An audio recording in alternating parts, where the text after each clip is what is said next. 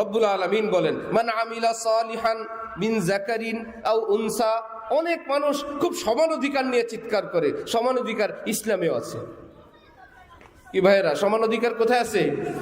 ইসলামেও আছে। আবার অধিকারের বেশকমও ইসলামে আছে। সব জায়গায় সকলের সমান অধিকার, এটা একটা মূর্খ থিওরি। বাবা ছেলে এই দুইজন, এদের কি সমান অধিকার? বাবা ছেলেকে একটা থাপ্পড় দিতে পারবে, ছেলেও একটা পারবে? যদি না পারে, সমান অধিকার তো হলো না। নারী পুরুষ তো পরে, বাবা ছেলে দুইজন পুরুষ মানুষ, এই দুইজনের অধিকার সমান। নাগরিক হিসাবে সমান, ভোটার হিসাবে সমান, রাষ্ট্রীয় অসংখ্য ফ্যাসিলিটিতে সমান।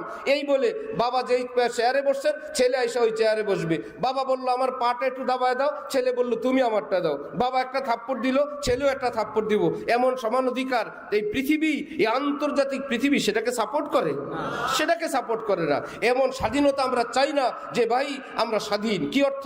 যা ইচ্ছা বলবো, যা ইচ্ছা লিখবো, এটা বাক স্বাধীনতা। যেভাবে ইচ্ছা সেভাবে চলবো, এটা ব্যক্তি স্বাধীনতা। আল্লাহর কসম, এই দেশ না শুধু, পুরো পৃথিবীতে এমন কোনো স্বাধীনতা নাই। আমরা এই দেশে স্বাধীন নাগরিক। এই বলে কি সেনাবাহিনীর পোশাক পরতে পারবেন? কি ভাই, শুনলাম স্বাধীন, অথচ আমি একটা জামা বানাইতে পারি না। আপনার ভিজিটিং কার্ডের মধ্যে আপনি সরকারের যে লোগো, গণপ্রজাতন্ত্রী বাংলাদেশ সরকার মানচিত্রওয়ালা ভিজিটিং কার্ডে, সেটা দিতে পারবেন? কেন? আপনারা স্বাধীন দেশে বাস করেন। স্বাধীন দেশেও শৃঙ্খলা রক্ষার জন্য অনেক নিয়ম নীতি আছে। স্বাধীন এই বলে আপনি প্রেসিডেন্টের রুমে গিয়ে সাক্ষাৎ করে আসতে পারবেন? কি ব্যাপার? স্বাধীন আমি সন্ত্রাস নির্মূলের জন্য পিস্তল হাতি নিয়ে ঘুরি, কি ব্যাপার? একটা ভালো মানুষকেও মারবো না, খারাপ মানুষকে ভয় দেখানোর জন্য এই পারমিশন আছে? তো কিসের স্বাধীনতা হইলো আমাদের?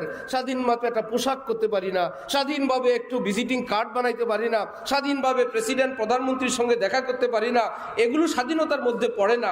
ঠিক আল্লাহর এই জমিনে এই স্বাধীনতার নামে যারা আল্লাহর বিরুদ্ধে বলাকে স্বাধীনতা বলে, রসুলের বিরুদ্ধে মস্তামি এবং বেয়াদবি করাকে যারা বাক স্বাধীনতা বলে, এরা পৃথিবীর চরম মূর্খ। এদের আবার ওস্তাদ আছে, এদের আবার লিডার আছে। হ্যাঁ, গালি দিবেন, এটা স্বাধীনতা। কিন্তু গালিওয়ালার জন্য আপনি যদি প্রতিবাদ করেন, আপনি হবেন আসামি, গালিওয়ালা আসামি না। अजीब दुनिया का हाल है, जो है गुना हलाल है, आइब भी अज कमाल है, दुनिया गले का हार है, यही अगर बहार है आग लगे बहार में। हजरत खाजा साहब बोलेन, दुनियार आश्चर्य अवस्था, उल्टाटाई এখন সিধা, উল্টাটাই এখন ভাও।